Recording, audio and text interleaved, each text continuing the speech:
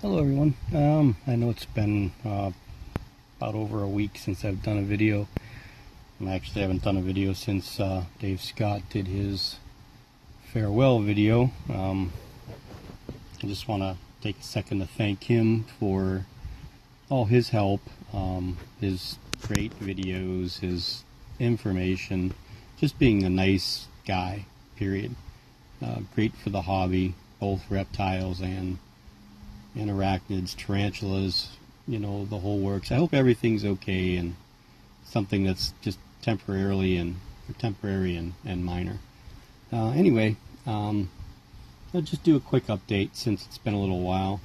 This is the enclosure for the adult Platymerus bigotatus, the African white-dotted assassin bugs. If you remember, I said that I'd found more eggs in this enclosure. Well, I haven't been in it in a little while, probably 5 or 6 days. So I was going to water them, check the status of the eggs, see if there were any more. Well, this is what I found. Okay, let's see if we can. There's one little baby. There's another one over there in the corner. I don't know where it went, but there's 2, 3, 4. If we flip this over, 5, 6, and there down there is 7. Let's do this without 8. So he just went from there to there. 9.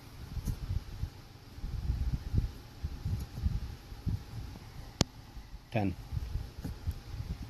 10 hatched nymphs in here. So what I'm going to do now is do my best to try and wrangle these up without getting bit by the adults and get them into the nymph container. Here you can see how plump they are. They're this one here. Now that one molted already, and there's one other one in there that's about the same size and same color. What I've found is it's kind of hard to see them right now. Let me put them over here real quick. See if we can't get any close up of them. You can see how round and red they are.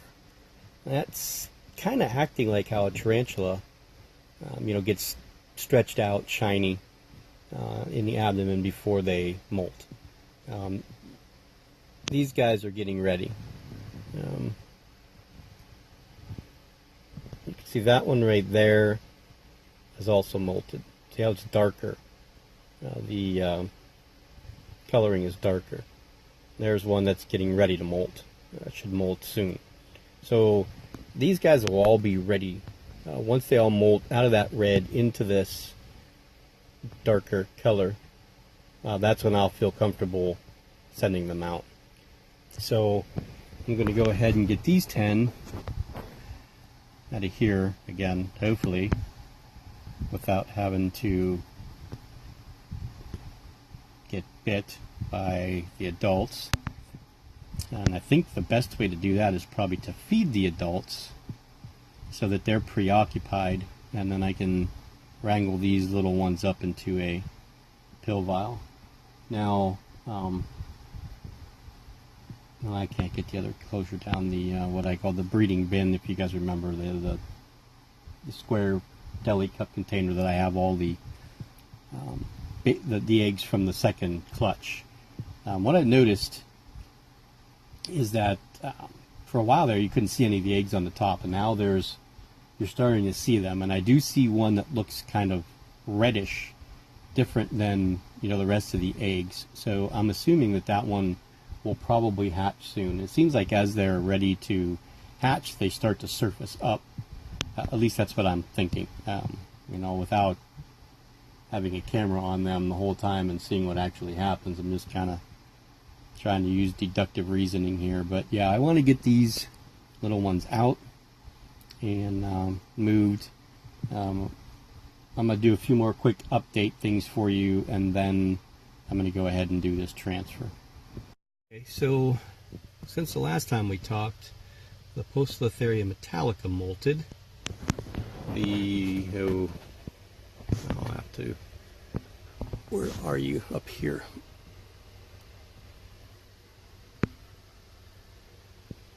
I have too much stuff going on at one time here. There is the Grammostola rosea RCF. You can see she molted. Hopefully she's a she. Psalmopoeus irmenia molted. Molt's kind of shredded, so I have no idea, but ventrally, it's still kind of small, but ventrally it looks female because of the angle of the book lungs. But it's kind of hard to tell for sure. So we're just going to go as unsexed for now. This mama wolf spider passed away, and the egg sac is there. I don't know what's going to happen with it, but we're going to let it go. We're just going to let it sit in here, and I'm going to take it outside and put it outside and see if they actually will hatch. The bad news, that wolf spider died, the jumping spider died, which was a mature male, and my little experiment avicularia, or not avicularia, the carabina versicolor passed away also. This was, I tried feeding with a chopped up mealworm probably 6-7 days ago. Added water at that time, and you can see the worm is right there and the spider's right there. So yeah, I don't think it has anything to do with the lack of substrate. It was just, who knows, maybe not enough water. Maybe it's just a weak spiderling. I think that happens more often than not. My Metallica's goofy. Look at this thing. No, we're grooming. Look at that beauty. About the poop streak there, that's a Poecilotheria vittata. There's a Centruroides gracilis that's out. Now that it's warming up, you know, we're a little bit more active, of course. I rehoused my Avicularia ceratoma. You saw that in the last video where she decided to go for a little adventure. You can see right there, there's a molt from the Chaetopelma olivaceum. There's crazy male Albo pilosum, who now is wandering everywhere, made another sperm web, ripped it down, it's going crazy. The Balfouri male is in and out now, so he goes in the burrow right there and he comes out. But Nandu Colorado villosus, I tried feeding her, she didn't want anything to do with it, so she's still not ready. I still haven't seen the centipede. In fact, this is the centipede's enclosure. So I think tomorrow I'm going to put this enclosure into a real tall enclosure and lift up that cork bark and see if we can't see it. Make sure that it is okay. I rehoused the Amelia, and you can see right there it dug itself a tunnel. And also this is the Grammostola pulchra. Male Norman dug himself a little hideaway too, which he never has done before. He kind of just lived under his cork bark and he was perfectly fine there. But everybody else is doing okay. The Miranda needs to molt over there. I really want to put something different in there. Because I never glued those pieces together or down, so they kind of like move. And the other day I saw the spider crawling on it, and the way that it was pushing off one and pushed on the other, it pushed the other one actually away. I just don't know how to do it without getting her out of there, and she's in pre-molt, so we're just going to leave her be for now. I do have some spiders going out. This guy's actually going to move out. The guy that's going to take him is either going to mate him with his mature female Nicaraguan or the mature female hobby form, depending on what we're pretty sure now looking at him that he's hobby form. So he's going to take him. He's taking the Phrixotrichus scrofa male and the Dolichothele diamensis male, and I'm going to get another Pteranopelma sazame sling, a Brachypelma baumgarteni sling, 4 Ceratojaris darlingi sling second instars, a Brachypelma Amelia 1 1/4 sling, and a Brachypelma hamori 1/2 inch sling. I'm gonna, I'm getting actually more tarantulas than what I'm sending out, but the spatial stuff will be moving. This container will go for the Brachypelma vagans, and then Vlad has for me 5 Monosyntropus belfori, 5 Formictopus cancerides, and 5 Brachypelma vagans, and also I picked up from Cody a Poecilotheria smithi, a Chilobrachys fimbriatus, and a Iberopora diversipes. So I have a total of 27 coming and only 3 going out. So I am definitely going to be overwhelmed, majorly overwhelmed by summer, end of summer. Spring, it's going to be kind of hectic here, and I think even if I keep what I have through winter, we're really going to be in trouble. So I'll probably be looking to sell a bunch of these off. I just have to decide what it is I want to move out. You kind of have to get that. What do I want to do with my collection? Where do I want my collection to go? Oh, look, he's out.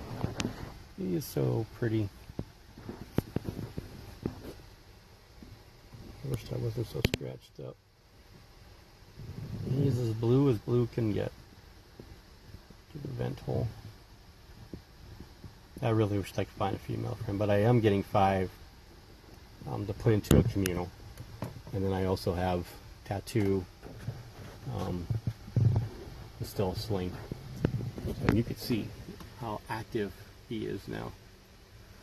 There is Soul. Good looking gecko. So the frog's doing good. The snapping turtle's doing good. My daughter's Russian tortoise is not. It's just not eating. So I have to get a fecal and have a test done for worms. I'm going to call the lady that sold it to us and find out a little bit more details, because I'm thinking that I wasn't really told the truth when we purchased that tortoise. So